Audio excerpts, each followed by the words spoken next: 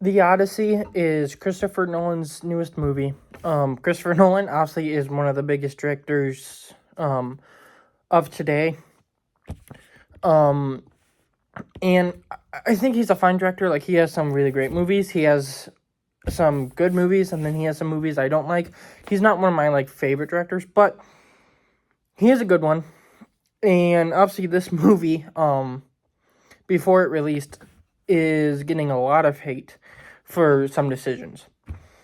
Um, and I kind of just want to go over those right now, but I might save them for later. But I'll just do them right now. So some of the hate is coming from it's not historically accurate, as in the movie, Tom Holland says dad, and Robert Pattinson, like, talking to him is like daddy instead of father. So it's not historically accurate like that. And then people are complaining that the armor isn't historically accurate.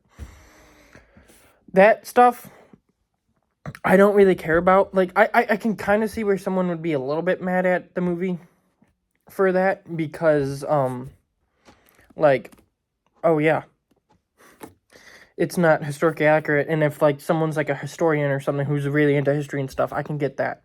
The other two are about two actresses in the movie. One is about Lupita Nyong'o. I hope I'm saying that right. She's from Black Panther, and some other stuff, but she's in this as Helena Troy. She was fine. Like, she's not a big part of the movie, and she was not horrible as the character. Like, she's fine. I don't get the hate for that one. The other one is for Ellen Page, who in the movie plays a male character, even though she is a female.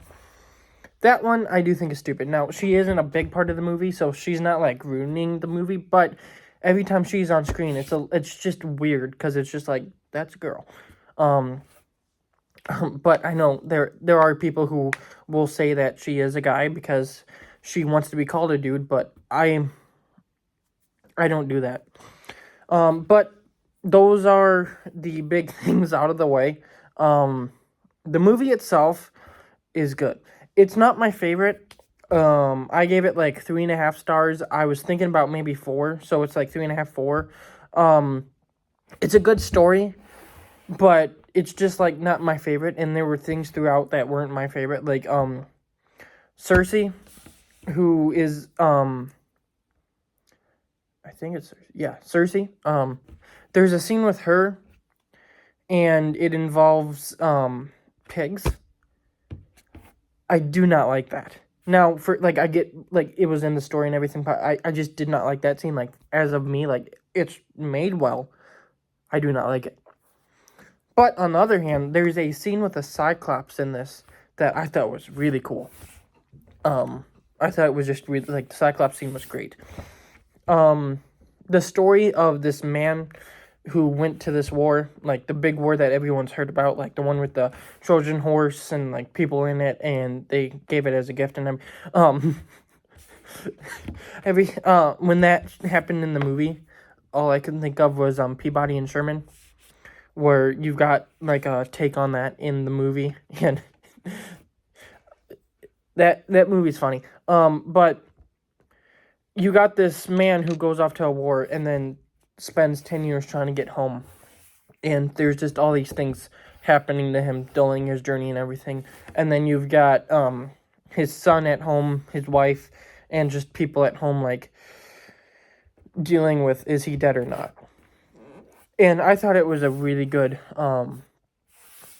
like, I really like that story, like, this man trying to get home. And then at the end, the third act, when he does get home, and it's like, okay, I'm home, and I'm gonna show you who's boss.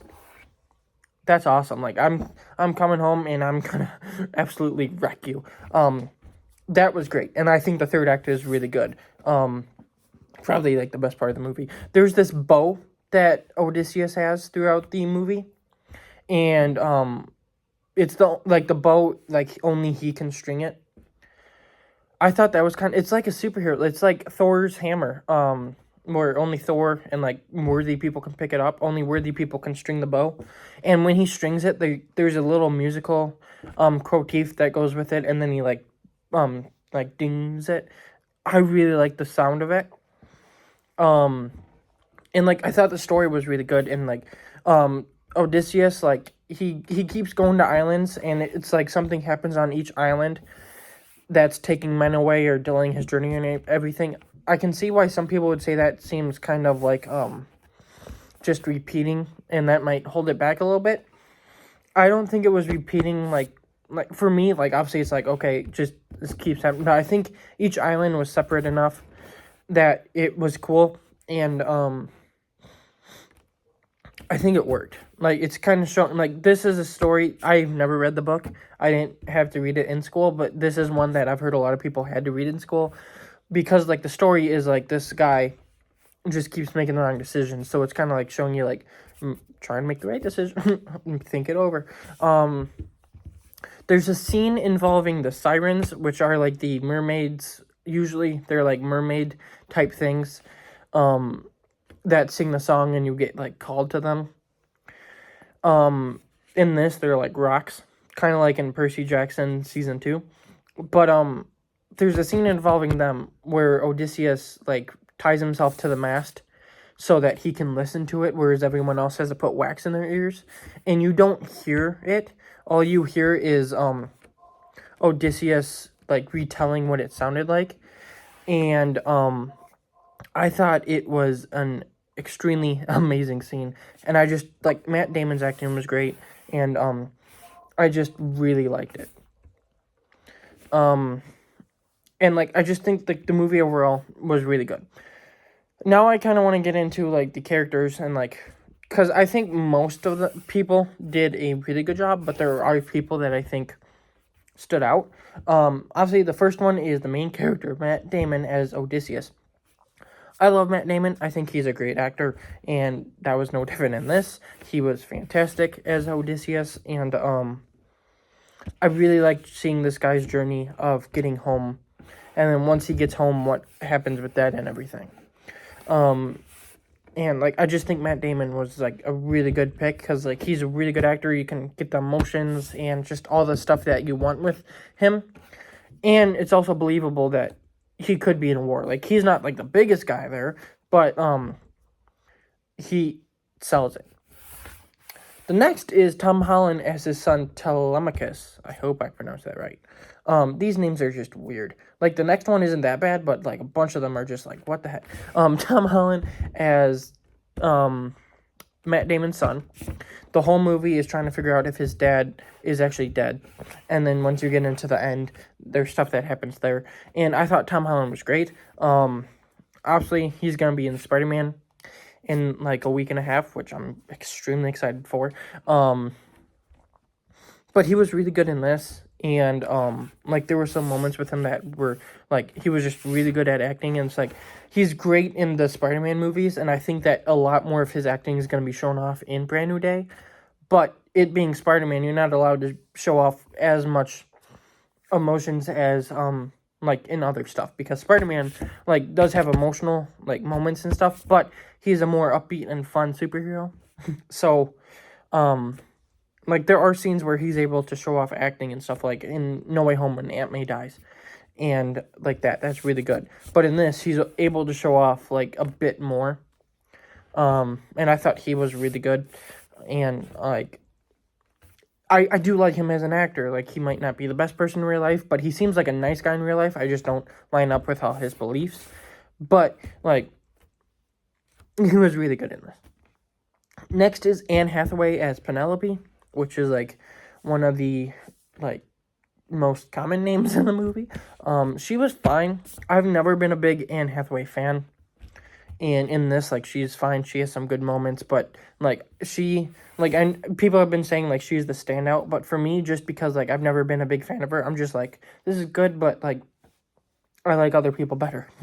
Like, I think Matt Damon's better. Tom Holland, John Bernthal, who we'll get to, Robert Pattinson, who's next. Robert Pattinson is I don't even know how to pronounce it.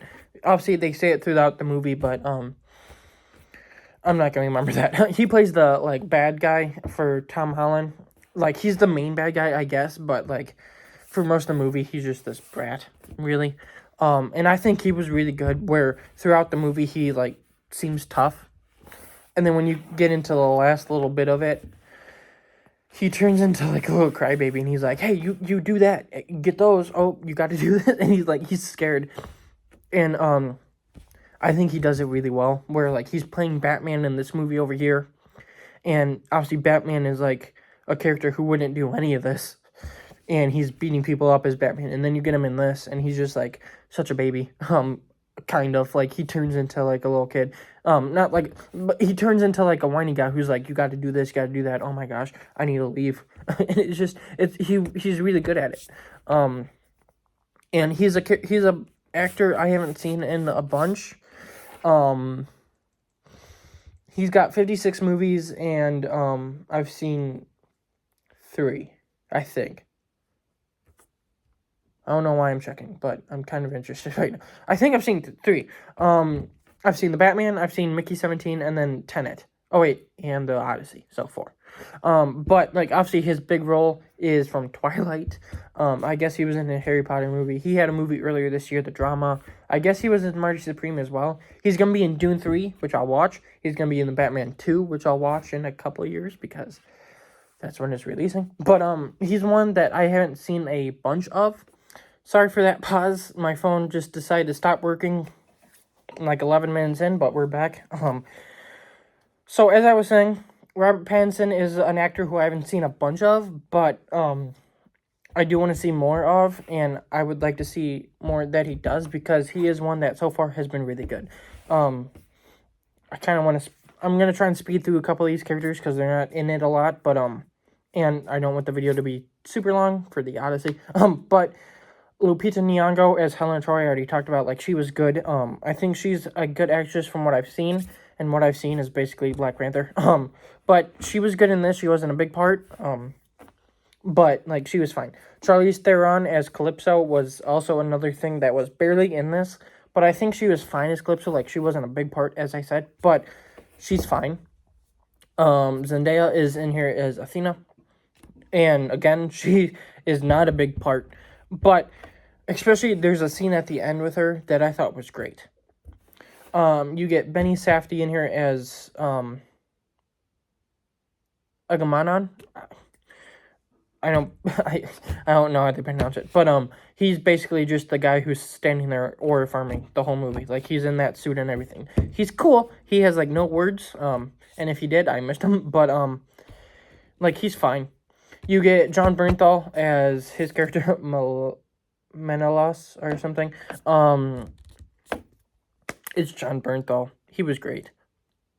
He's my 3 favorite characters of the movie are probably Matt Damon, Tom Holland, and John Bernthal. And John Bernthal's character is up there purely because he's John Bernthal. Like, the character was like a good character, but he wasn't a big part. He was elevated a lot by John Bernthal. John Leguizamo or something. He plays Sid in Ice Age. He is fine. Like, I've heard a lot of people saying how his character is like a standout.